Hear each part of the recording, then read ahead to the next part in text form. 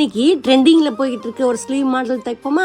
அதுக்கு நான் லைனிங்கே இப்படி நீளமாக எடுத்துக்கிட்டேன். இங்கிட்ட 6 இன்ச்சு, அங்கிட்ட 6 இன்ச்சு. அழகாக நம்ம ஸ்கேலை வச்சு ஒரு பாக்ஸ் போட்டுட்டு அதுக்கப்புறம் ஸ்லீவுக்கு நம்ம எப்படி கர்வாக கொடுப்போமோ அப்படி கொடுத்துக்கலாம்.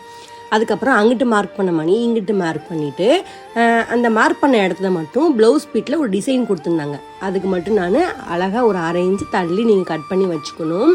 அதுக்கப்புறம் சைடு வந்து பிளைனான கிளாத்தை கொடுத்துக்கலாம். அந்த டிசைன் கிளாத்துக்கு நீங்கள் சேலையில் கூட கட் பண்ணிக்கலாம், அது உங்கள் விருப்பம்தான். அழகாக நம்ம அதை ஜாயின் பண்ணிக்கணும். ஜாயின் பண்ணிவிட்டு வெட்டி வச்ச ஸ்லீவை மேலே போட்டு சுற்றி கட் பண்ணி விட்டுக்கோங்க. சென்டராக மார்க் பண்ணிக்கோங்க.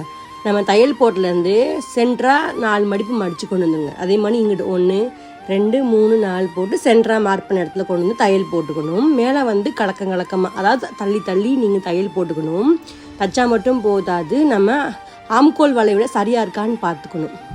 அதுக்கப்புறம் பார்டர் ஜாயின் பண்ணிவிட்டு ஸ்டோன் ஒர்க்கு கொடுத்தாச்சு.